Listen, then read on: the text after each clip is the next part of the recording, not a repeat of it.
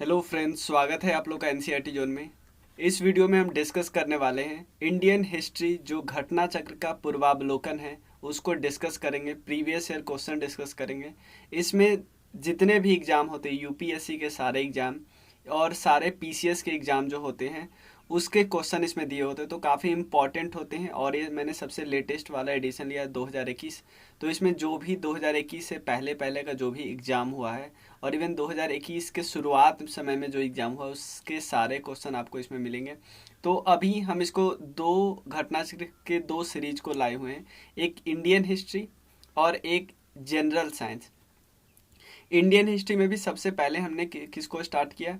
Indian history में modern history importance के हिसाब से। जनरल साइंस में हमने सबसे पहले स्टार्ट किया बायोलॉजी को। देखो, आप जो भी पीसीएस देते हो उसमें सबसे ज़्यादा यही दोनों आता है, तो हमने इन दोनों बुक को उठाया और फिर इन दोनों बुक में उन टॉपिक को उठाया जो सबसे ज़्यादा इंपॉर्टेंट है।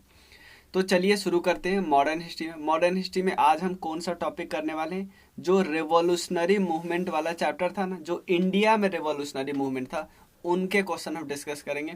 ऑलरेडी इस टॉपिक पे दो वीडियो आ चुका है, यानी 50 क्वेश्चन हम ऑलरेडी डिस्कस कर चुके हैं। हम काफ़ी लिंकेजेस करते और साथ ही साथ जो रिपीटेड क्वेश्चन होता है उसको स्किप करते हैं, ताकि हमारा टाइम बच सके, हम ज़्यादा क्वेश्चन कर सकें। जो अब जैसे मान लो 50 क्वेश्चन से लेकर 50, 51वां, 52 वाला सेम क्वेश्चन है, हमने एक कर लिया। अगर उन दोनों क्वेश्चन में थोड़ा सा एक्स्ट्रा फैक्ट दिया है तो उसको इसी में बता दिया, ताकि हमारा टाइम बचे और फिर ये टाइम हम आगे डिवोट कर पाए उस क्वेश्चन में जो नया है। तो चलिए शुरू करते हैं। और ये हमारे कोर्स है, इसी कोर्स के पार्ट है ये घटना चक्र। ये मैं पब्लिक कर रहा हूँ ताकि आप लोग देख सको, और जिनको ज्वाइन करना हो तो इन दोनों नंबर पे आप मैसेज करना। और ये ऑलरेडी दोनों कोर्स चल रहा है। घटना चक्र अगर कोई बीपीएससी का लेना चाहे तो उसमें घटना चक्र ऑलरेडी है, उनको अलग से लेने की ज़रूरत नहीं होगी। और इसमें बुक है, वो देख लेना। चलिए, फर्स्ट क्वेश्चन है 51st question. The slogan long live resolution. तो ये स्लोगन आपने सुना हुआ है। हाँ, ये वही स्लोगन है जो इनकलाब जिंदाबाद जो स्लोगन आप बोलते हो, ये वही स्लोगन। उसका इंग्लिश में बस ट्रांसलेशन है लॉन्ग लिव रिवॉल्यूशन। ये जो नारा है, ये नारा किन्होंने दिया था? भगत सिंह जी ये बहुत बार बोलते थे, भगत सिंह, ताकि लोगों में मोटिवेट कर सके, लोगों को मोटिवेट से कर सके। लेकिन ये क्वेश्चन भी एक बार पूछा होता है, क्या ये नारा भी इन्होंने ही लिखा हुआ है? नहीं, ये स्लोगन एक्चुअली लिखा गया है मौलवी हसरत मोहानी साहब के द्वारा। मौलवी हसरत मोहानी। और ये गायक इनके द्वारा भगत सिंह जी ने, सरदार भगत सिंह जी ने बहुत ज़्यादा इसको पॉपुलर किया। और भी लीडर इसको करते थे प्री इंडिपेंडेंस इंडिया में, लेकिन सरदार भगत सिंह जी ने इस रिजोल्यूशन को, इस नारे को बहुत ज़्यादा लोगों के पास पहुंचाया, लोगों को अवेयर किया, लोगों में जान फूका। तो ये क्वेश्चन हो गया। अब जो 52nd क्वेश्चन से लेके 58 नंबर क्वेश्चन तक है, एक ही बारे में क्वेश्चन करते हैं, एक ही साथ हम करते हैं। 52nd से 58 तक एक ही क्वेश्चन के बारे में बात करते हैं। तो चलिए उसको हम डिस्कस करते हैं। देखिए, पहले मैं दो इंसिडेंट के बारे में बात कर रहा हूँ, तब आपको ज़्यादा क्लियर समझ में आएगा। ये दो इंसिडेंट है, एक है 78 दिसंबर। नहीं तो लाखों बहुत लोग कंफ्यूज होते हैं।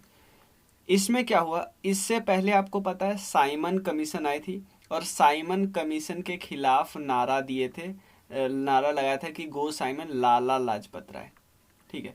और लाला लाजपत राय को उसके बाद लाठियों से मार के उनकी हत्या कर दी गई थी। मतलब उतना लाठी से चलाया गया था कि उनके बाद हॉस्पिटल में उनकी मृत्यु हो गई। तो लाला लाजपत राय का बदला लेना है, तो इनके जो भक्त लोग, इनके फॉलोअर लोग थे, वो चाहते थे कि जिसने ऑर्डर दिया है लाला लाजपत राय साहब को मारने की, उसको हम मार देंगे। तो इसमें मेन मेंबर कौन था? स्कॉट।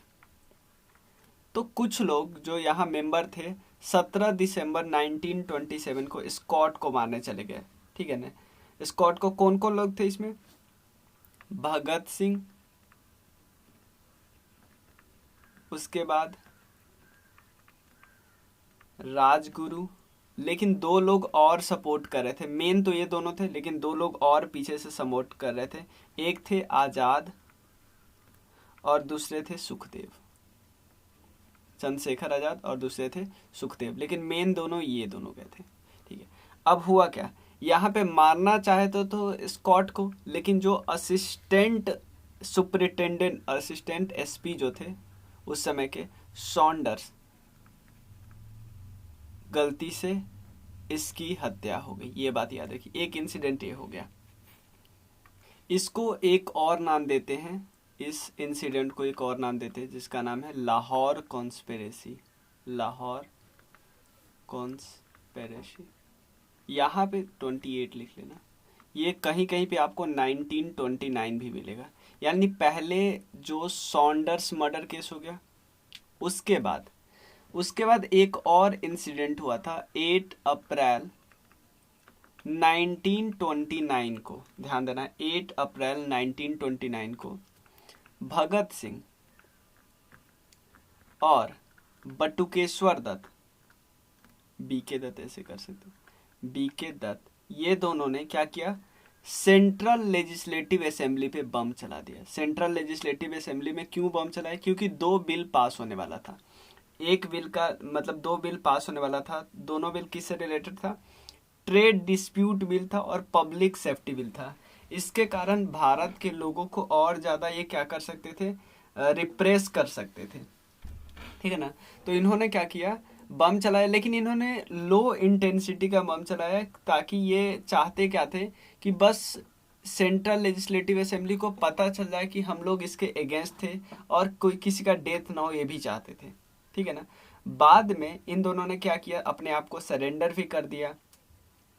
ठीक है, और उसके बाद इनको लाइफ इम्प्रिजनमेंट मिल गई थी, ये बात याद रखिएगा।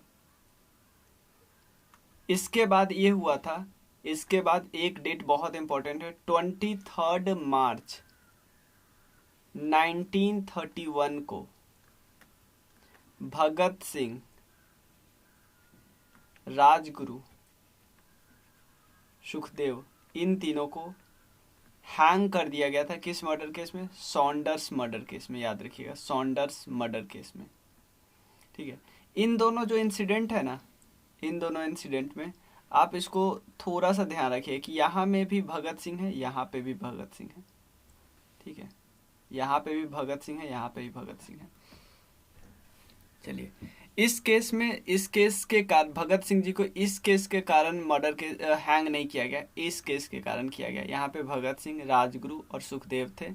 आज़ाद कभी भी पकड़े नहीं गए। और ये जो सब मेंबर थे, किसके मेंबर थे, हिंदुस्तान सोशलिस्ट रिपब्लिकन एसोसिएशन के मेंबर थे।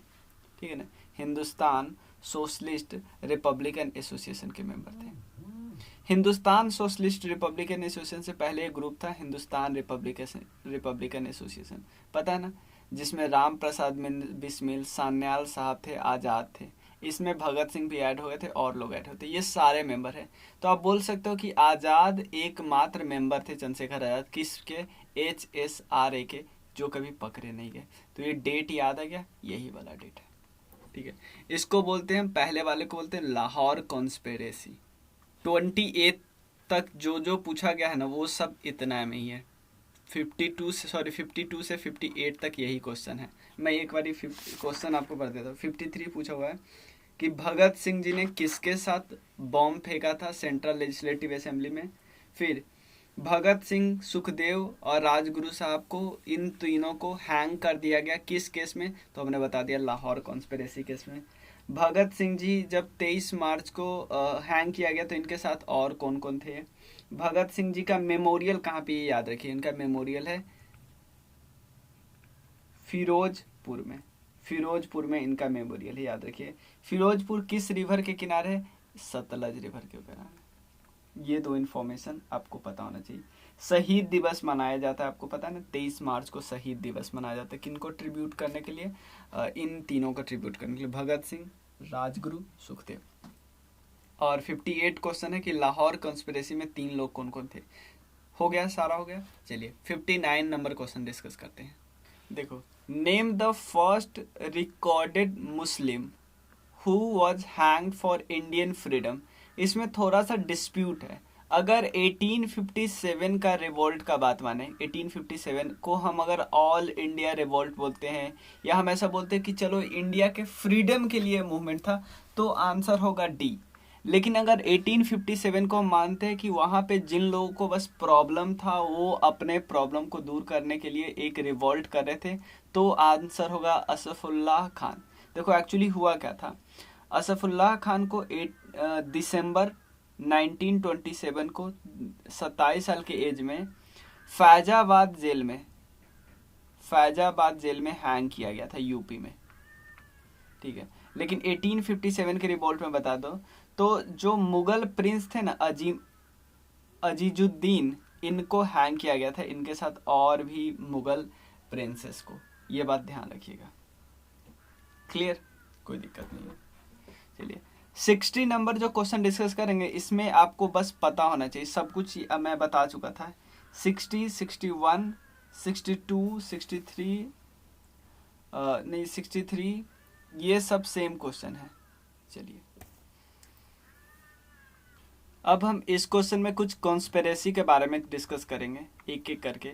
सबसे पहले हम लाहौर कॉन्स्पिरेसी के बारे में करते हैं। एक कॉन्स्पिरेसी लाहौर का तो हमें पता है 1930 में हुआ था, लेकिन अगर कुछ नहीं दिया तो हम मान के चलेंगे फर्स्ट लाहौर कॉन्स्पिरेसी की बात करें। हुआ क्या था कि गदर जो मूवमेंट चली थी ना, उसने बहुत सारे कॉन्स्पिरेसी करने की कोशिश की, लेकिन वो फेल हो गया। तो उसके बाद ब्रिटिश ने इतना सारा केस चलाया था, बहुत सारे लोग को फांसी हुई, बहुत लोगों को उम्र भर की सजा हुई, तो ये माना जाता है ये 1915 में हुआ। काकोरी कॉन्स्पिरेसी तो हमें पता है 1929 में। उसके बाद जो मेरठ हुआ, ये हुआ था 1929 में, मार्च 1929 में हुआ था, मार्च। काकोरी हुआ था 1925 में, किसके द्वारा? ये तो हुआ था HRA के द्वारा, जिसमें मेन थे क्या थे, बिस्मिल साहब। राम प्रसाद बिस्मिल के अलावे भी और लोग थे, जैसे चंद्रशेखर आजाद, सचिन नाथ सान्याल। ठीक है, आपको पता है ना जब HRA गठन हुआ था उसमें 3 इंपॉर्टेंट पर्सन थे HRA में, आजाद, राम प्रसाद बिस्मिल और उसके बाद सचिन नाथ सान्याल। तो ये हो गया, तो ये है 15, सबसे पहले ये वाला होगा। उसके बाद काकोरी 25, ठीक है, और मेरठ वाला तो 1929 के आसपास हुआ। और उसके बाद एक और केस है कानपुर केस 1924 में हुआ था। इसमें हुआ क्या था, कानपुर वाले जो इंसिडेंट को ना बोल्शेविक इंसिडेंट भी बोलते हैं। क्यों हुआ था, कुछ लोगों पे गवर्नमेंट ने क्या लगाया कि आप लोग ये लांछन लगाया कि आप लोग कम्युनिस्ट हो, आप चाहते हो कि ब्रिटिश का जो सॉवरेनिटी है ना ब्रिटिश इंडिया का, उसको हम बिल्कुल ख़त्म कर लें एक वायलेंट रेवोल्यूशन के माध्यम से। तो इस पे भी लगा। तो कानपुर 1924। तो सबसे पहले लाहौर वाला होगा 1, उसके बाद 4, उसके बाद 2, उसके बाद 3, ठीक है। चलिए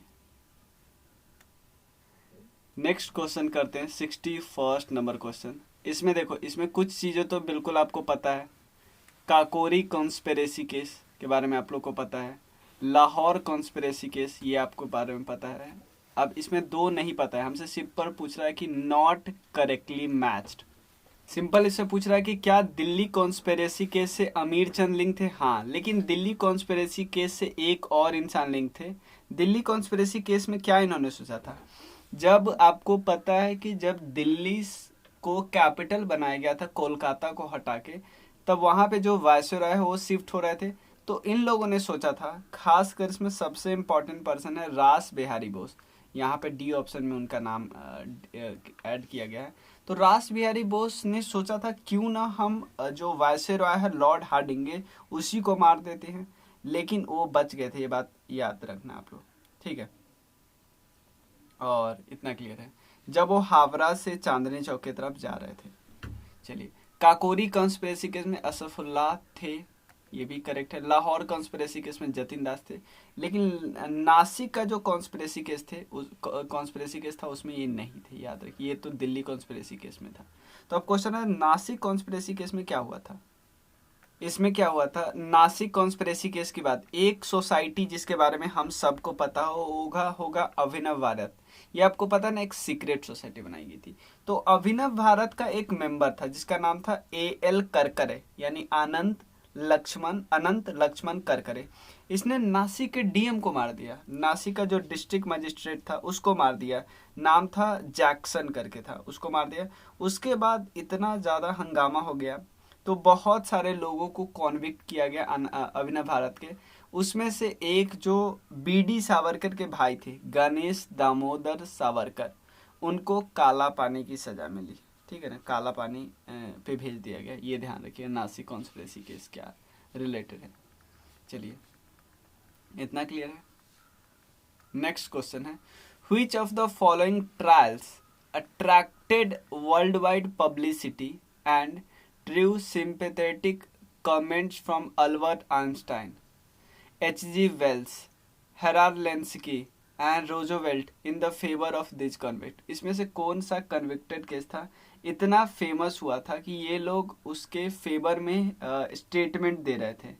ये जो सारे लोग हैं ना, उनके फेवर में स्टेटमेंट दे रहे थे। ये था Meerut conspiracy case, Meerut conspiracy case.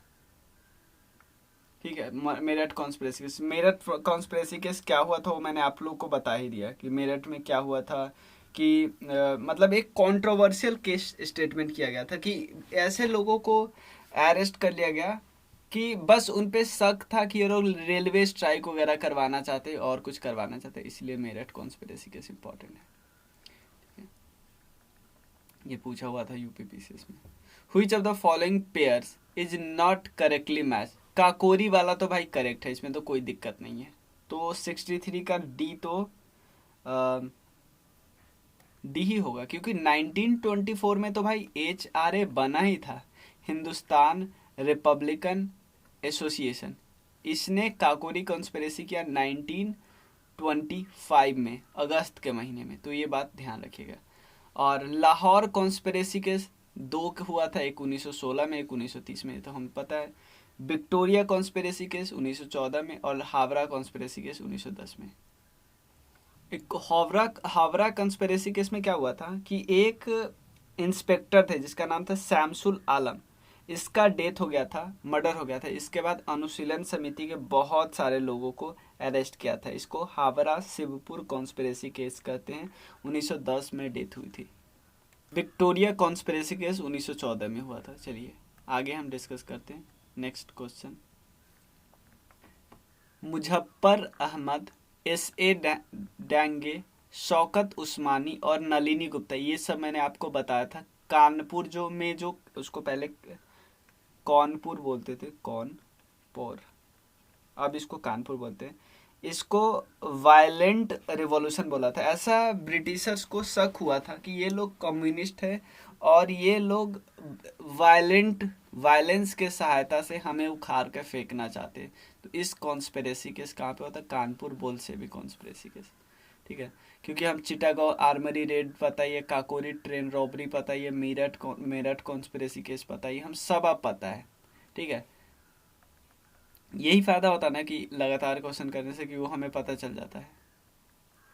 ठीक है, चिटागोंग आर्मरी रेड से कौन फेमस हुए? चिटागोंग आर्मरी रेड हम सबको पता है, सूर्य सेन। उन्होंने सोचा था कि जो पुलिस की जो आर्मरी है ना उसको हम लूटते हैं। सूर्य सेन को एक और नाम से बुलाया जाता था, क्या नाम है उसका? मास्टर दा करके इनको बुलाया जाता था। और इन्होंने एक ग्रुप बनाया था जिसका नाम था the Indian Republican army, Indian Republican army. इसमें और भी बहुत लोग थे। 1930 के आसपास बनाया गया था, 18 अप्रैल 1930 को, एकदम एक्यूरेट डेट याद रखना है।